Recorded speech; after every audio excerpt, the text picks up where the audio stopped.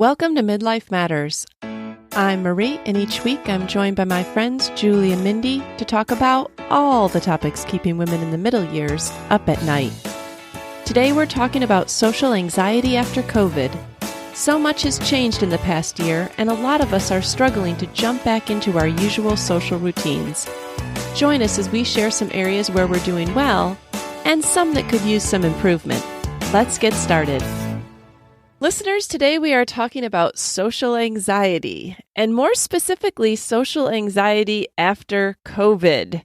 After all the COVID and coronavirus things, we were just talking amongst each other, and we were thinking all of us have a certain level of social anxiety that we feel getting back into our usual routines. And so we thought, well, maybe listeners are struggling with that too.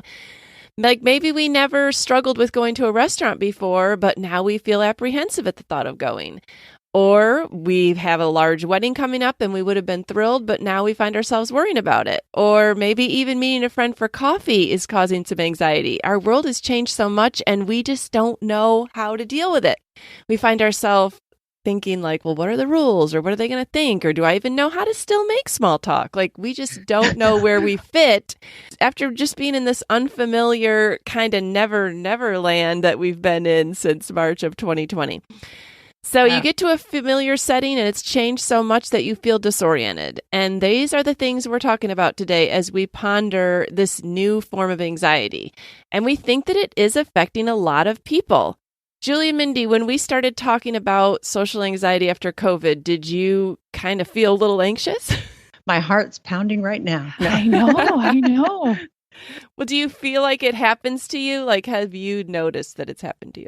Yeah, I think I'm anxious. I don't even know what it's about, which I guess is kind of the definition of anxiety. But like small talk, like Marie, like we talked about last night, small talk just seems kind of frivolous and meaningless right now. And it just seems like social things are more work than they used to be. They're not as relaxing. They're kind of draining. And I know my daughter said that. She feels like big groups are just kind of draining right now. And on a superficial note, I have to think about what I look like. I can't just stay in these joggers. So. Yes. What am I going to wear? So picking out a wardrobe, I haven't had to do that. And so, Yeah. And, this is kind of a stretch, but it made me think about, I guess you'd call it a phenomenon. You know what, that Stockholm syndrome where like after people have been held captive for a long time, they start to like not want to be free of their captors. Right. And I thought, it's kind of like that. It's like, oh, we're free, but we don't really want to be like it. Right. And not even that you were afraid of COVID necessarily, but we had like a way of life, a plan that we stuck to. It's like we don't know how to break free of that a little bit, I know I feel it. I was questioning like, why don't I want to go shopping like I used to want to go shopping? Why don't I just want to go walk around Target with a cup of Starbucks? Why does it take me longer to get groceries in the house? Like I'll have a list running, whereas used to I just run out and go get it. And I'm like, why is it taking me days to get to the store? What? And so just kind of noticing a trend had happened, and there came to be a certain level of comfort knowing that there were no social events to go to, even though it was really difficult to get there. Like once we were there, it was like, oh, like you're encouraged to stay in your home, to stay away from people.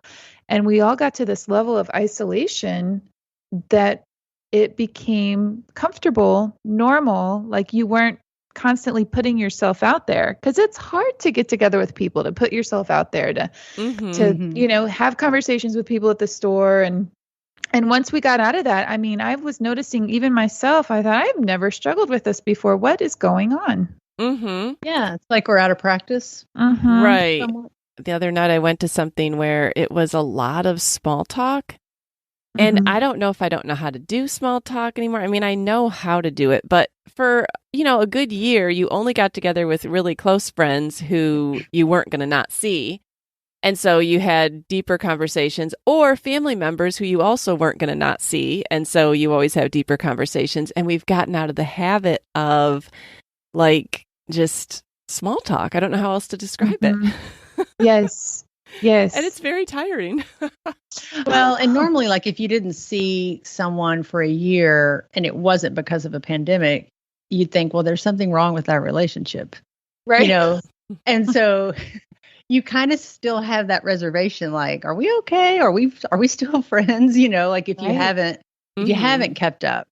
So you feel like you just need a restart or something, Right. So listeners, even if you don't personally feel this way, you might have children or close family, or your spouse might feel this way. So I think this episode will just kind of be a validation of anyone that's feeling this way, that you are not alone. So we're just going to talk about some situations that we've all recently experienced, and we just want to think about what questions we go through preparing for these situations, whether it's church or kids going to school or traveling, getting together with friends for dinner, going to a wedding. Mindy, you had a wedding in your life, and I'm sure that there were people asking you, well, you probably were wondering, are people going to come? I did. And so, and even this little bit, this seems like it'll be controversial, but later in the episode, we are going to talk about another source of social anxiety, which is out there, which is vaccine questions. So there's just a lot.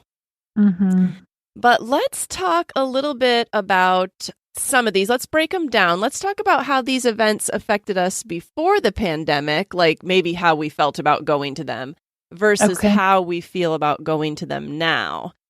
And I think for the three of us, one of the biggest things that feels different about before and after is just the way church is. I think we've all had conversations amongst the three of us about how different church feels. And tell me how you guys feel about that, like before and after.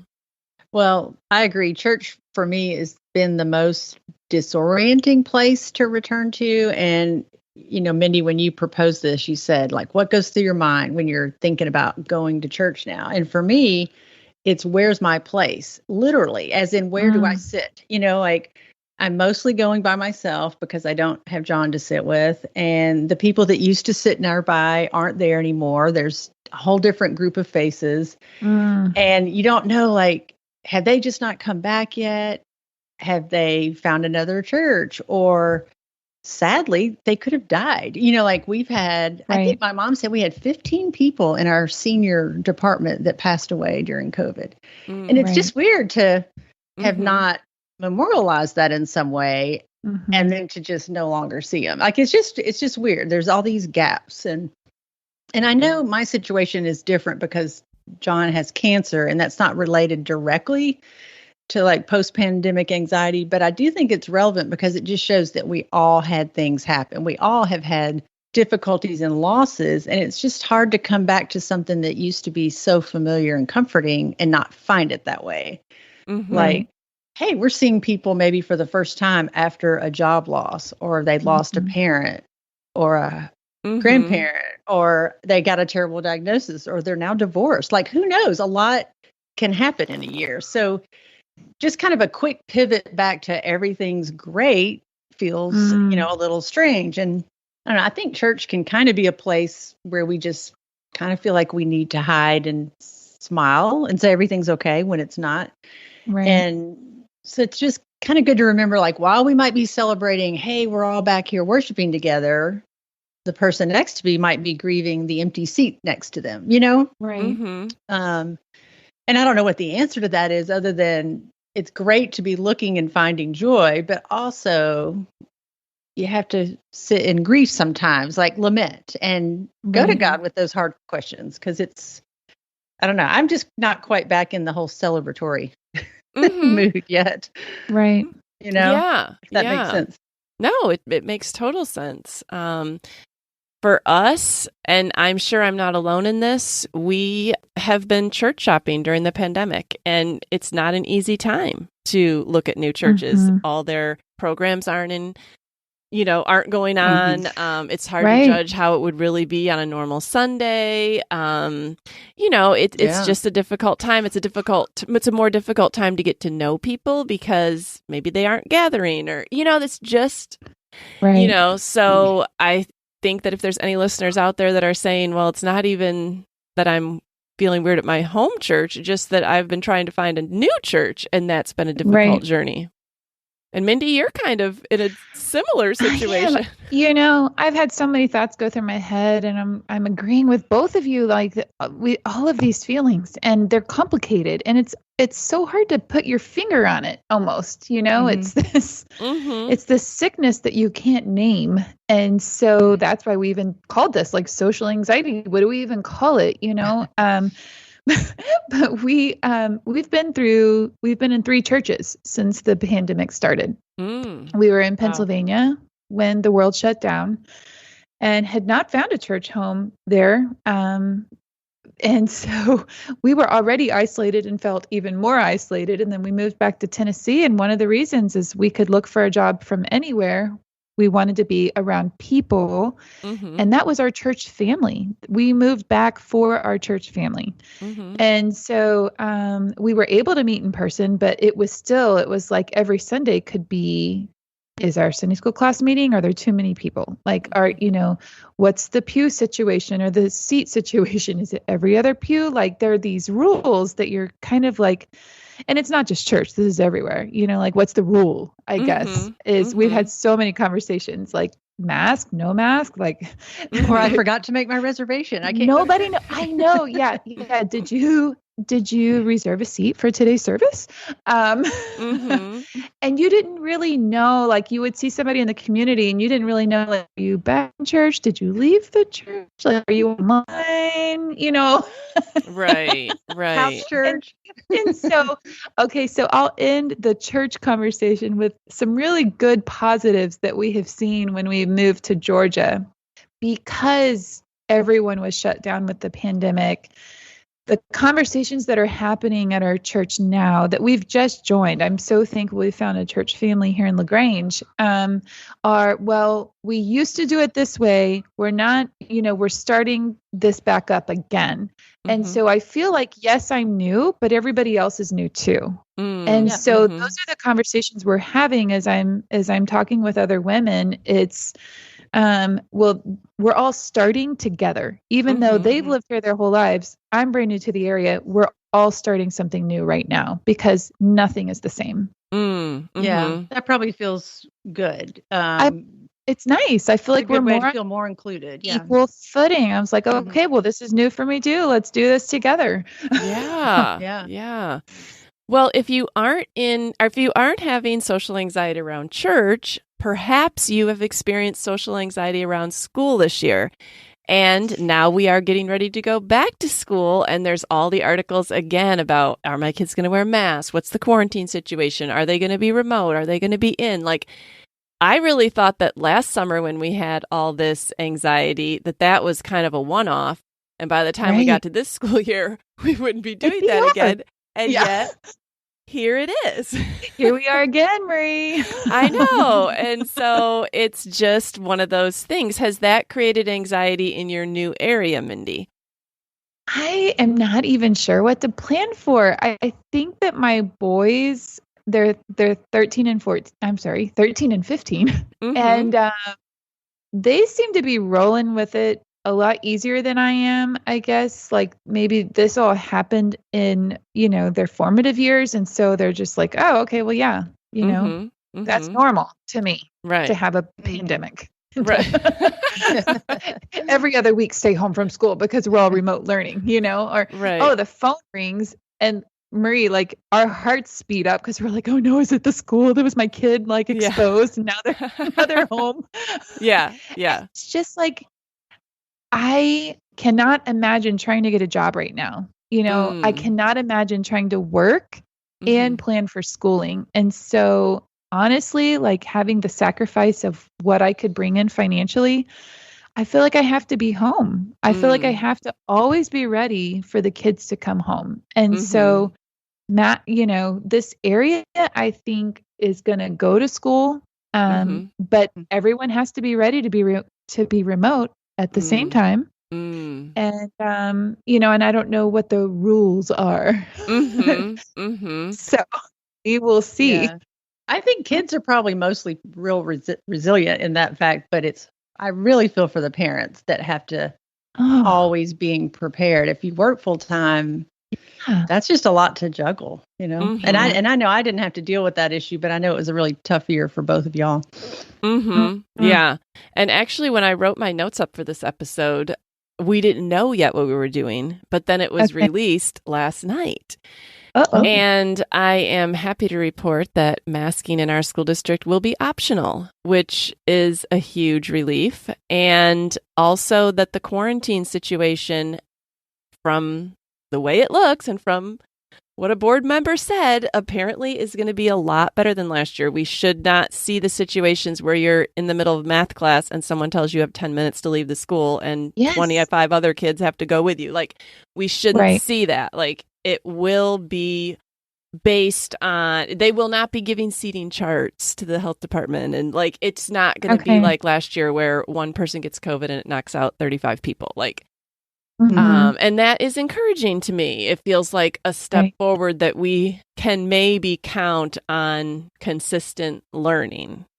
I feel that all of us and our kids have been through a trauma, and this applies to everything that we have talked about and will talk about. That we almost have to recognize that we have all been through a traumatic experience, a global traumatic experience, and we've all lost things, we've gained things, and it's really hard to know what's what and which way is up right now. And so it's difficult looking ahead because I feel so mystified trying to look back and like, I'm just confused. I don't know how else to put it. And I don't even know like how my kids are. My older kids are having different things that we've talked about. And my younger kids seem to be handling it a little bit better, but they're boys. I don't know that they would communicate as well. So anyways, it's hard to kind of know where my kids are at. Yeah. So listeners, if you're out there wondering about school, this is another area where you are not alone. I'm sure that over the next month, we'll all find out some more details. But, people in the northern states aren't even going to be dealing with this till after Labor Day. So it could look a lot different than mid-July when we're recording this. So you never know. But how about traveling? Julie, this is kind of like your greatest love. And how do you feel about traveling before versus now, I mean, I love to travel, and I don't think we'll be doing as much of it as we used to, primarily because of John's sickness. But we are determined to do what we can. And recently, I think it was in June, we took a family vacation to Colorado, and we flew. And it really stressed John out. And he loves to fly. There were just so many people in the airport, so many people on the transportation buses, going to get your rental car and all. And it was just really overwhelming. And I think people have kind of forgotten how to be nice in crowds. Like they were just kind of pushy and just kind of rude. And so... And another thing is John has had a lot of time on his hands, so he's been watching YouTube videos of people behaving badly on airplanes and in airports, and he keeps showing these things to me. And like, it makes you pray, please, Lord, don't let these people sit next to me on the plane. So on that flight, John and I got to board first, and we sat on the front row, window seat and middle, and an older man comes and sits by me. He was like, "Hey, the front row's available. I'll take this seat." And he really didn't say anything. And then right as the plane begins to back out from the gate, everybody is buckled and the flight attendants are in their seats. He whispers up to the flight attendant. He goes, "Hey, can I go to the bathroom?" And she said, "Absolutely not, sir. Like the captain has the seatbelt sign on. We are taxiing on the runway. No." And he looked at her and said, "So what am I supposed to do? Pee in my seat?" And I looked at John and I was like, YouTube, here we come. This is going to be an interesting viral flight. Here. Yeah. Yes. And he turned out okay, but I was like, "Oh, please don't say anything like that. Don't cause any trouble, Right.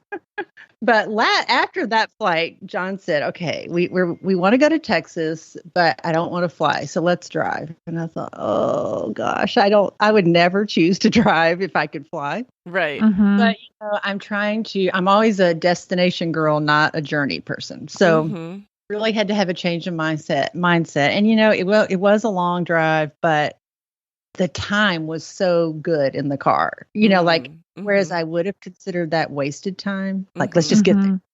It was 2 full days of walking, each listening way. to music. Yes, listening to books we loved, listening to podcasts, and we were in control. Like, we could stop. We could go to the bathroom whenever we wanted to.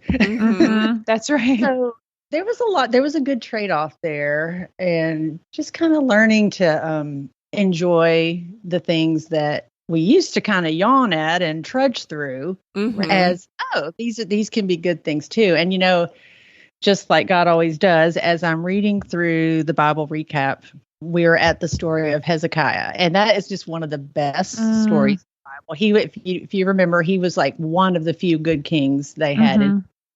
And he was facing his own death. And, he has all these storehouses of treasure. And he just said, what he wouldn't have given up to just have one more regular Monday or Tuesday or whatever. And, he cried out to God, and God, this is just a fun story, because God said, I'm going to give you 15 more years to live.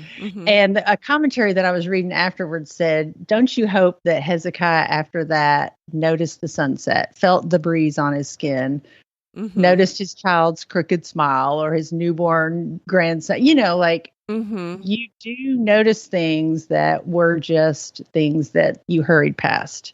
So that's kind of where John and I are right now, is just like seeing glory in the everyday. And and I think COVID helped that, but also obviously John's cancer diagnosis has added that. So that's where we are in traveling. So we're going to take a trip again, hopefully next week, and we're driving. So okay, good for driving you. To Boston. Good for you. Mindy, have you been traveling? We've had a couple of trips since we moved, but because we've moved frequently in the recent past, I noticed that I was feeling I really was struggling with going anywhere once we moved into our home in LaGrange. And it took a while. Again, it was one of those things like, what is going on? How am I feeling? I can't figure it out. And I finally realized, even for wonderful things like a wedding and our family going to the beach, they felt like more trauma to me. I don't know why. I mean, it's almost like I just need to be at home, and this is a new home for us. And so you want to feel rooted and like I was so disoriented as to where my home was. And it was like, please don't make me leave my home. Right. I get that. Like, you can come see me, but I need to know where my home is now. And I know it's just going to take time, and waking up in my bed, going to sleep in my bed, walking around my neighborhood, like these normal everyday things I crave. So, as much as I dream about, I would love to go to the beach, I'm like, no, Mindy, like, you don't need to go anywhere right now. Yeah. Well, I might not be traveling, and maybe some listeners aren't either, but we all are going out to eat. I mean, it just seems like that's just an American pastime to go out to eat with your family or your friends. And, restaurant eating became very miserable for a while. It has started to go back up, but how are you guys feeling about going out to eat? I have zero problem with going out to eat.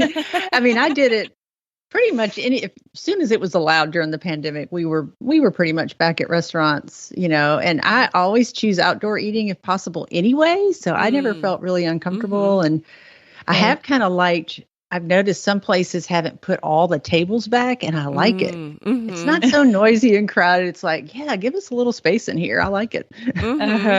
I know we were doing takeout, even if all the restaurants were closed. Like if we heard that a restaurant was closed, but that they were doing takeout, we were doing that. And so, but we definitely have learned to cook more at home. And now, like, Jacob even chooses, like, his birthday dinner, he didn't want to go out to eat. He wanted to grill steaks at home. And like his birthday a year ago was right after everything shut down, and he wanted to grill at home last year too. So I'm kind of seeing, like, when we all say we want to have a nice family dinner, it's let's grill steaks at home or grill something at home, and that's kind of it. But we've also kind of noticed that, a lot of restaurants, not because of the pandemic now, but everybody's hiring, like they don't have enough staff. So now restaurants are struggling even to stay open because they don't have enough staff. I just noticed that. Yeah. Yes. Or the service is really difficult. Like they're, I'm trying to be nice. But like you would think that things would be cleaner because of the pandemic, but I felt like we go into restaurants and they don't have enough help to clean things as often as what it was pre-pandemic, which is baffling to me. I was like, I thought we were trying to be like super sanitized here. I have noticed that too. I hadn't even thought about that. I usually have to clean my own table, and we tried to go to a restaurant the other night, and they're now closed Sunday and Monday, and they're only open 11 to 7. I think we tried to go like after 7, and it's like, wow, they were wanting 10 new employees. What, 10? Yeah. Oh my goodness. Yeah. So we love to eat out, and we'll continue to support our local businesses here, but. Right. I'm noticing that my teenage girls in particular are eating out a lot this summer. And it's kind of like they're making up for lost time. Like all the times they didn't get to eat out before, now they're eating out. So they're probably single-handedly supporting some businesses. I don't know. Way to go, Lydia and Lauren.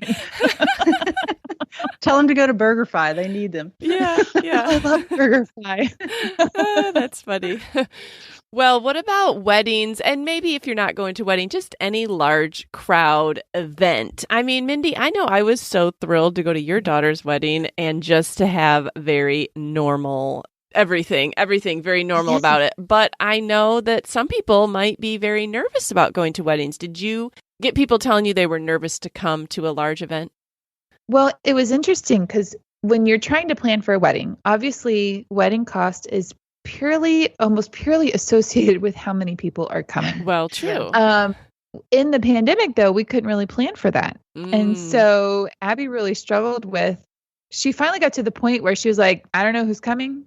There could be a few, there could be a bunch. I really don't know, because people were waffling a lot. Like they weren't sure.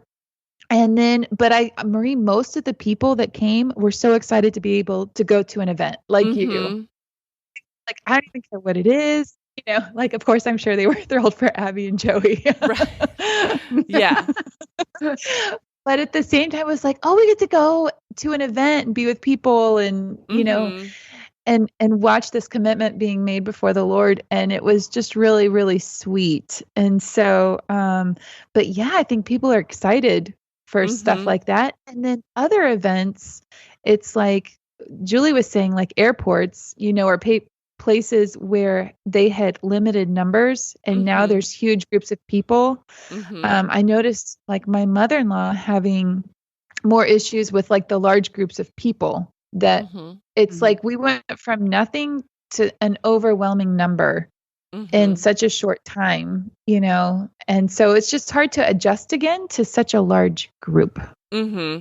Well, I'm thinking even of 4th of July, just the fireworks, like, I don't know. I feel like I saw a headline like 300,000 people descended on Nashville to go to the fireworks. Now, I did not go to the fireworks in downtown Nashville because to fight that kind of traffic would drive me insane.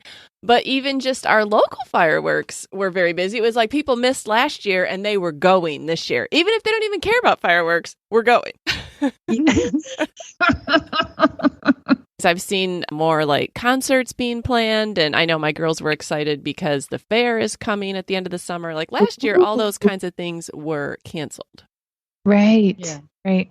Yeah. So it is fun. It's fun, but I'm noticing even like with movie theaters opening back up, we went to go see Black Widow in the movie theater, and like there's hardly anybody there. Like we were so excited to go to the movies again. Like it had been over a year since we'd been in a movie theater. It was so fun, but you really kind of have the place to yourself and like a handful of other people. And that's kind of nice in a movie theater. I like to be in a movie theater that's full because you do? Okay. Yeah, because the crowd, I like to hear the laughter and the the crowd response. But yeah, we've been to several movies during the pandemic, and I just felt like we had it it was a private showing, and I'm surprised that hasn't, I guess the whole streaming thing satisfies people, but I prefer to be in the theater if I can, Right. But as far as weddings go, the only thing I've noticed is that I have 3 invitations on my counter right now, and they're all for August weddings. So I just had to laugh. I thought, okay, I guess everybody got engaged last fall or this spring, and just thought, surely August will be safe. Right. Oh, I know. And they're probably outside, so they're, Yeah. Oh my goodness. Yeah, they probably put it off as long as they were willing to, and then they're like, do or die if no one comes, or if they do come, I'm getting married either way. Right. Well, I do have a question for you guys. We'll take a turn in our conversation really quick. We'll see if this resonates with you or not. So not as big as a wedding, but just going to Target. I mentioned that earlier, that I was noticing that I was resisting going to the store, whereas before I would just pop in and get that loaf of bread that I needed. But I was starting to wait and, things like that. Have y'all noticed anything like that just with going to the grocery store or Target or Walmart or whatever? I hate shopping even more than I did before the pandemic. Yeah, I think that's it. It's not anxiety. I just don't like it. And I realized, hey, I got by last year without doing much of it. So I think there's some good changes there, right? Like, are you guys doing grocery pickup? Like, are you going into that? Yeah, I do. Sometimes. Yeah, I mean, I do go into the store, but I will do grocery pickup depending on if I manage to think ahead enough, Yeah. Same right. here. Well, I had an experience I had to tell you guys about, and it still bothers me. So I went into Target, and this is just like a month ago. I went into Target and I walked to get a basket, and it was like first thing in the morning, and there's hardly anybody there. I walked behind this lady, and she was probably about 10 steps away from me. She turned around and looked over her shoulder and saw me, and she had been getting wipes to wipe her basket handle off. She was so afraid of me that she started running with her. Like, she is not in the shape to be running. Okay. She's like 60s or 70s. She's not someone that you can tell runs, and she's running with her basket, and the wipes are like, it's like a long line, like that sausage, the sausages that are all connected. That's what it like. And I'm mystified. I turn around and I'm looking around me like, what is she afraid of? She's afraid of me. And I thought, it really it hurt. Like, I've been at the store multiple times, not just, that was the most insane instance that has ever happened to me. I couldn't believe she was running away. I was like, what have I done? Present. I'm at least steps away from you. But I feel like I look around the store, and this just breaks my heart. It makes me want to cry. The look of fear that certain people are experiencing, the fear that you see in their eyes, they look at you and they're afraid. They're afraid of being too close. Like, people are stepping away. They're giving more distance. You don't talk as much. I'm just noticing it more last year, but I still see that fear, and it breaks my heart that that's how we are looking at, other people, is that we're afraid of them. Yeah. I mean, I've experienced that. That's probably my most biggest bone to pick with the whole pandemic. I take great offense at being viewed as a germ or something to be afraid of. Like, I don't like that feeling. I don't like being put in that situation. I don't look at anyone else like they're a germ or something to be afraid of, and I don't like them looking at me like that. And so I can see why that would bother you, Mindy. I don't know that there's anything that you can do about it, and it wasn't even like you were doing anything wrong. And maybe it's not even that person's wrong. I mean, they can be fearful of whatever they are, but I can definitely see why it makes you sad, because it makes me sad too. Yeah, and I think it's just a phase. Like, it won't stay this way. I think, like you said, it's been a traumatic experience, and I think people they'll forget. You just tend to get back into things, and you never know their experience either, like what they've experienced. No, I would have apologized, but I couldn't get close because I didn't want to scare her. You couldn't keep up with I'm like, you're going to hurt yourself running more than I'm going to hurt you. I'm like, I am not trying to hurt you. I'm just walking in this park.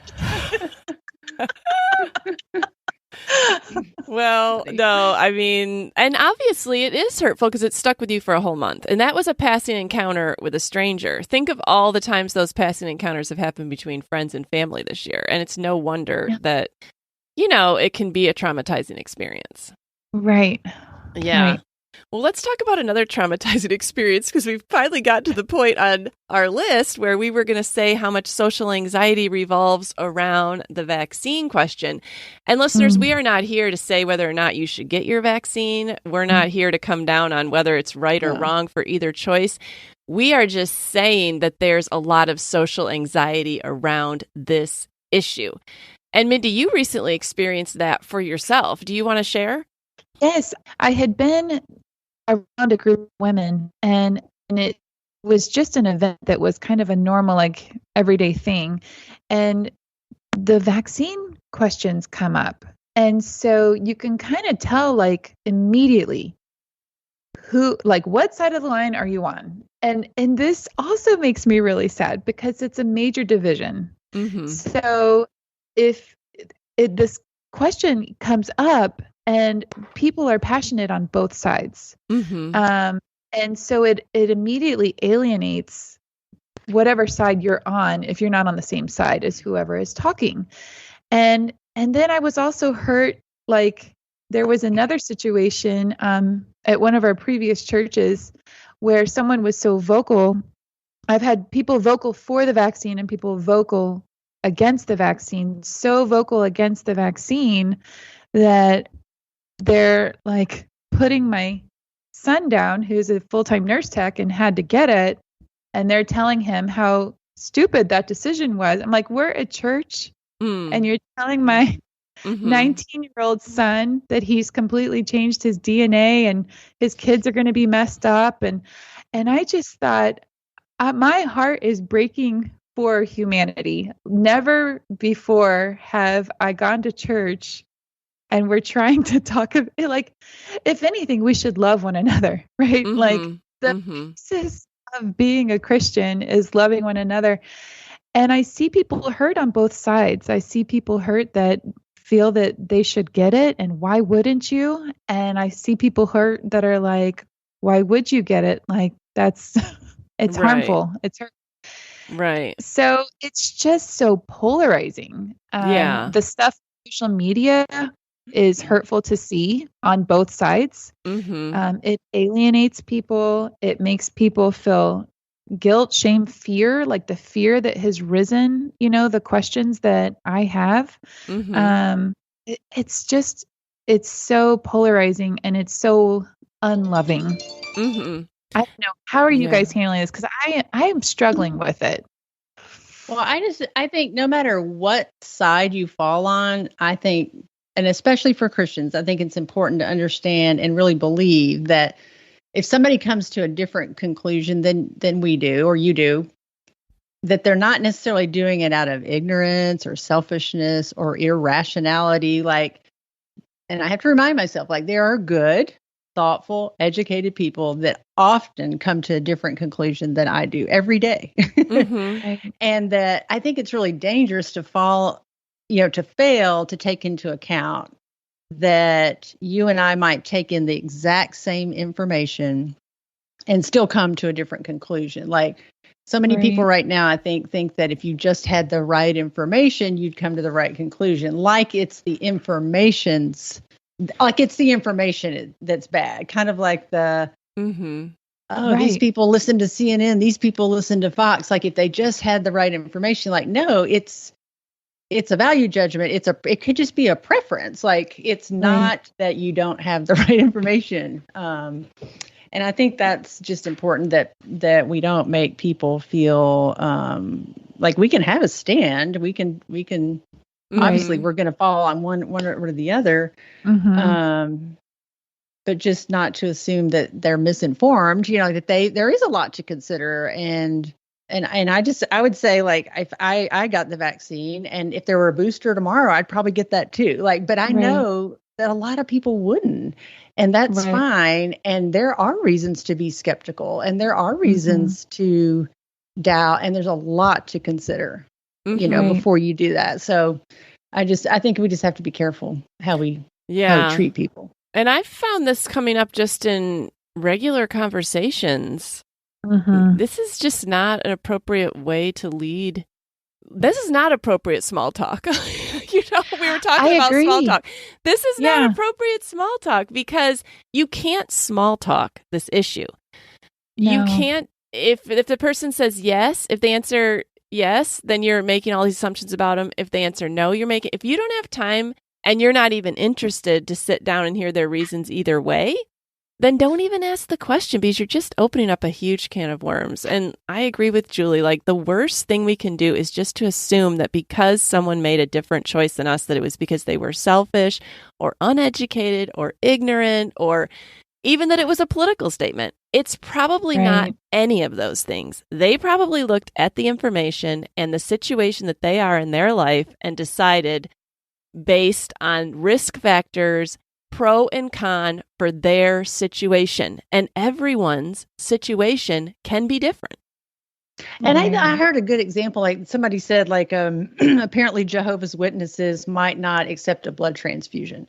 It's not that they don't know that the blood transfusion might help them. They just have something else that like trumps that belief. You know what I'm saying? Like, it's not out of ignorance, like that they don't understand what they need. It's something else supersedes that in their mind. And I thought, well, that's a good way to look at that. Yeah. So I guess just the social anxiety piece of that is just don't even ask if you're not really willing to listen, and don't just make out these blanket statements putting down one side or the other, because it's way more nuanced than that. As are most things. Right. It's true. It's true. But again, it's like we have talked about all these things, and we're already separated as a society by our preferences and the choices that we make and how we live our lives and stuff. I feel like there's just more and more reasons that people are separated right now. People are, we're isolating ourselves. We're isolating ourselves based on certain preferences right now, both in conversation and in social settings. And it's hard enough to go to a social event, let alone the fear and anxiety that you have about, are they going to ask me about this? Is this going to come up? And so I know I used to not think about things as much past what I was going to wear. And now I'm thinking about how am I going to handle if this conversation comes up? How am I going to make sure that I don't alienate one person or another, or that these people feel loved? Yeah. No wonder you don't want to leave your house. Oh, Julie, I don't have anything to wear. That's the problem. No, I'm kidding. Because I don't want to go shopping because I scare people at Target. Right. So I don't know how much more we really want to say on Midlife Matters about the vaccine, because part of the reason that there's so much social anxiety over this or any other hot button issue is because of cancel culture. And, that's another thing that contributes to social anxiety. You're not allowed to have a different opinion than someone else. People are out there saying, well, if they don't agree with you, write them off. It could be your mom. And you'll get people commenting on Facebook, forget about her. Like, they're so quick to just throw their family members away and throw their friends away because they didn't agree with what I thought. And that creates a ton of social anxiety. I don't care what the issue is. Oh, I think that's probably the source of most of my anxiety, just because, if you're not able to freely share your thoughts for fear of losing friends or family or a job or a future job, just because you have an opinion that doesn't line up with the ruling culture. And I just think it goes back to what I said about the vaccine, like the belief that if I don't come to the same conclusion as somebody else, then it's because of misinformation, like I've gotten the wrong information. And, most political disagreements that we have aren't about taking in the wrong information. It's we've come to a reasonable, rational decision. And I just think that's a dangerous assumption, because that's what's ushering in censorship and suppression. Because if someone is willing to go as far as to restrict or censor information, I have to ask, hey, what's up that what are you up to that can't stand the scrutiny of debate? Mm-hmm. You know, like if it's what you're trying to if hide. it's true, like if you have to, any dissent is just being shut down before debate. It makes me suspicious of what you're trying to push, you know, like, Right. let's talk about it. And I just think that's a really scary pathway to go down. And I mean, there are social media outlets that have banned and restricted people who shared what they deemed misinformation for over a year. Mm-hmm. And now they've come out, and that once censored information is upheld as totally legitimate opinion. You know, like, I think we could have gotten to the truth a lot quicker if we could have just let all the information be out there, and then the truth is going to come out. Mm-hmm. But, you know, we used to combat lies with truth or bad words with good words. Now we just suppress it, you know, if it doesn't agree. Just don't and talk about it. I just don't think that we're going to be happy with the outcome of that. No. And I certainly don't think that we're going to trust our information sources more or trust the information we're receiving more when we know we're not allowed to have the whole picture. Right. That is not the way, you know, to build trust. And it just makes me sad for like the next generation. Right. It really does. Well, I know on a social level, our world was shut down and we were all sent home, separate from each other, away from church, away from school, away from outdoor parks. And now we are back in our world, yet we're finding reasons to separate ourselves from the world. And we are sabotaging these relationships by not allowing, I'll call it intimate conversation, deeper conversation than just surface level things. Because I'll use my marriage as an example. Bryce and I disagree. Shocked, right? You guys can't believe that. But we disagree because we love each other. We talk through things. We both are passionate people. We both have big opinions. And we are still married 24 years later, and we continue to choose to live together and share our lives together. But we have a more intimate relationship because we can disagree with one another and come to a conclusion together. The surface level relationships where you're constantly thinking, oh, we can't talk about that. Like they won't call me back, or they've shut me out because of that, or whatever. Like there's no intimacy. You can't have a relationship with somebody if it is only surface level. And y'all right now, if we need anything, we need each other. We have been too isolated. We have been too informed of our own opinions for such a long time and haven't rubbed shoulders with differing people and opinions and been molded in a Christ-like way. And that's how like the Lord molds us, because we are sinful people, all of us. And we shouldn't be left to our own devices. It is not good. Right. Left to our own devices, we're going to rip each other apart. Yes. Well, and yeah, we've had the physical isolation, and now it's just continuing on an emotional level. Yeah. And that makes you not want to get together physically. You know, it does. Right. It's just it's kind of a big cycle. Well, let's kind of move into what listeners can do. I mean, what are you guys doing to combat this social anxiety? Do you have any tips, anything that you found that's been working for you, any encouragement you have to share? One thing is to maybe focus on depth, not width. Yeah. Like, you know, since I'm already not wanting to be in large groups, I don't need that. Like, maybe just go deeper with the handful of friends, you know, work on that. And then maybe that'll expand as time goes on and things heal, you know. Well, one of my practical tips, and this is what I've talked to the boys about with, again, moving to a new place, but it's also for everyone re-entering the world. It works for all of us, is if you go to church, if you go to a restaurant, if you go to a store, engage in at least one conversation. Because I know before the pandemic, there were certain Sundays that Bryce and I could go into church and leave and never talk to anybody. And those are very, very sad Sundays. And so I measure success now by how many conversations were we able to have. My son went to a new Young Life small group here in our area. And when he came home, Of course I grill him. And that's the mother's job, Mindy. In a loving way. But I'm like, did you learn anyone's name? And these are just rudimentary things that I think we've lost. Did you learn somebody's name? Did you learn anything about them? Do you have anything in common? It's these things that we haven't practiced. So just if you can open yourself up to at least one person, then that's success.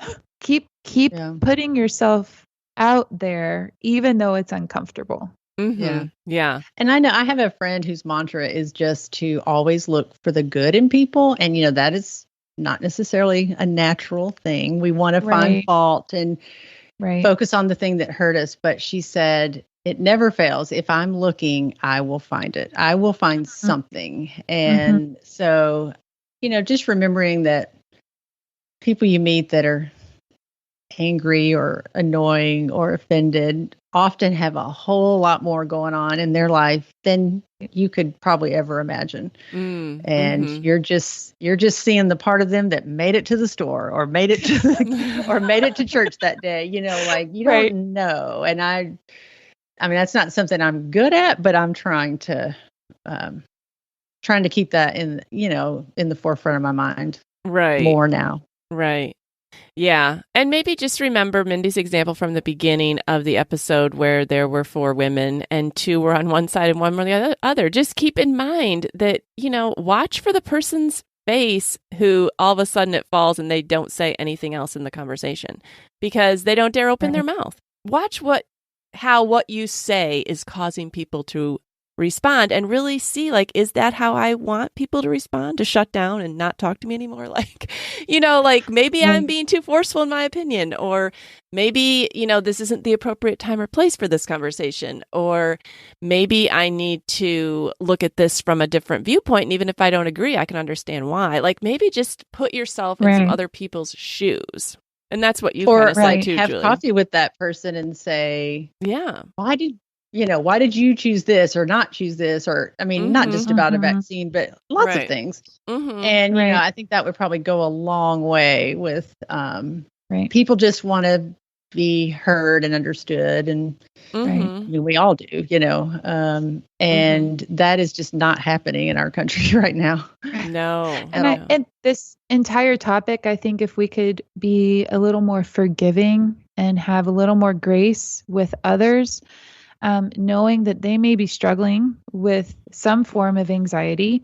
Like Julie said, you have no idea what they're dealing with outside of that conversation.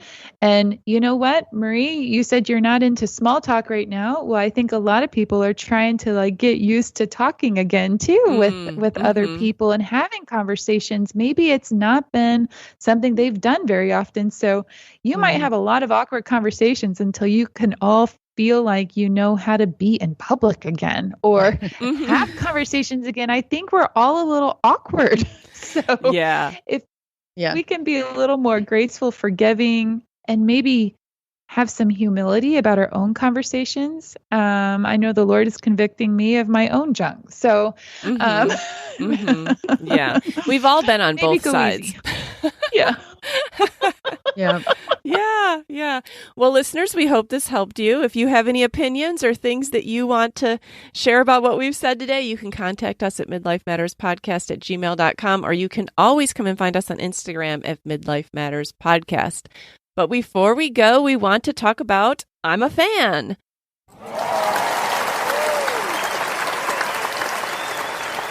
And Julie and Mindy, what are you guys fans of this week? Mindy, why don't you start us off? All right. Well, since I've moved to a warm, balmy climate, and we have this wonderful thing called the Thread in LaGrange, I have been walking outside a lot. Okay. So I needed, this is silly, but I actually needed a pair of shorts that were not teenage length, but not like old lady length. That's like a unicorn trying to find that, Mindy. I know. Well, okay. So I happened to pop into Dick's Sporting Goods. One of my favorite workout brands is Kalia by Carrie Underwood. Okay. And I found these amazing shorts. They have zipper pockets on the sides. I spent a little more on these shorts than I typically would, but that's because they are amazing. Yeah. So they are called the Women's Journey Woven 5-inch shorts. So they're 5 inches in length. They have a drawstring waist. So for any midlife woman who, you know, whether you have a waist or not, okay, there's room there. And they're great length. They're very flattering. And it's that material that is like, you know, water just kind of falls off of it. Yeah. Perfect. Yes, very quick dry, like easy to pack and travel with. I love these shorts and I'm finding myself wearing them all the time. I actually went back and bought 2 more colors, which was great. Very not normal of me. But I feel like these are going to be like forever. Yeah. Well, and pockets. I mean, that's a step above. We all need pockets. Oh my gosh. The zipper pockets. My phone fits in one side. Really? The other side, I have my van key. If I'm going to pop into the coffee shop on my walk, I got my credit card in there. Like, and you can zip them up. So I function of these shorts. Perfect. Well, we definitely want to put a link to those in our show notes. All right, cute. Julie, what are you a fan of? Well, I'm a fan of a recipe. It's funny because Mindy said, I've loved all the cooking you've been doing. I said, this is hardly cooking, making sorbet. Like, we don't have any real food to eat at night, but we have dessert. Looks like real food to me, Julie. So John just texts me multiple sorbet recipes. So I took the hint. And I got out our ice cream machine that he bought probably 5 years ago. Okay. This is one of those things. I don't even know if I mentioned it on the Buyer's Remorse podcast because I didn't buy it. Okay. But I just thought this is going to end up in the graveyard for sure. And he uses it all the time. And he even takes it on vacation with us. That says a lot about that ice cream maker. Yeah. So I've made I think I made tangerine sorbet. I made plum. And then yesterday I made blackberry lime, and it is by far the best. I really think that tastes. Why don't you just open up a little shop? I'll come by and pay you for a scoop.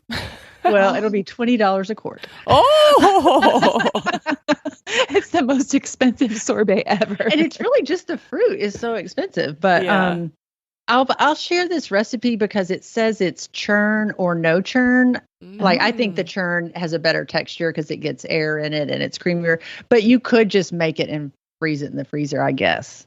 So I will share that recipe. Yes.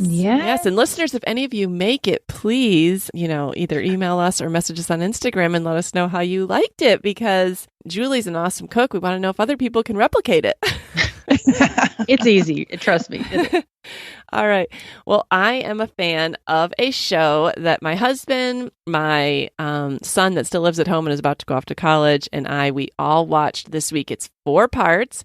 Julie, you might actually like it, even though you're not the biggest fan of psychological thrillers, because it has Jenna Coleman from Victoria as one of the main characters. So anyways, this is called The Cry, and we watched it through Acorn TV, which we have been paying $5 a month for. You can get it right through Prime. But I figure even if I only find one good show a month, that's worth $5. Right. The Cry was really good. My son, my husband, and I, we all enjoyed it. And if you can find anything that your teenager is willing to sit down and watch with you 4 nights in a row, you need to run right out and press play. So it's 4 episodes? Yeah. So this is a psychological thriller. It says that Joanna is struggling to cope with life as a new mother when she and her husband travel to Australia from Scotland. And she is exhausted by the journey. And right after the journey, something happens to their son. And you are going to be so into this for 4 episodes. So anyways, if you have Acorn TV, go ahead and watch it. If you don't, then try like a free month trial or pay $5. But The Cry is really good. All right. Before I watch it, I might have to ask you if anything really bad happens to the son. No. I know. Does he die? Like, is he maimed? Like, I can't what's tell. The problem? I can't tell you, but people that follow my recommendations and have said like, "Oh, I really loved that show," you're gonna love this one too. So that's all I'll say. Right. Okay. And even though Mindy and Julie aren't huge fans of the psychological thriller, I know that some listeners are. Scared.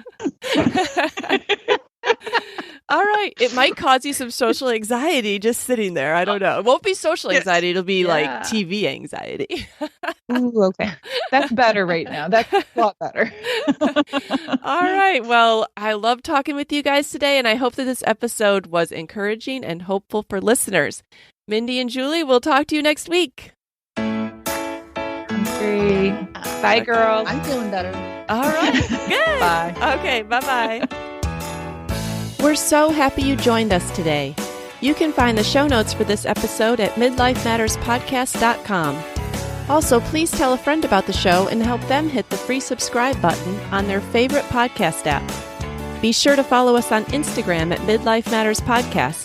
That's where we post pictures and stories about all the things we talk about in each episode. Thanks for listening, and we'll see you next week.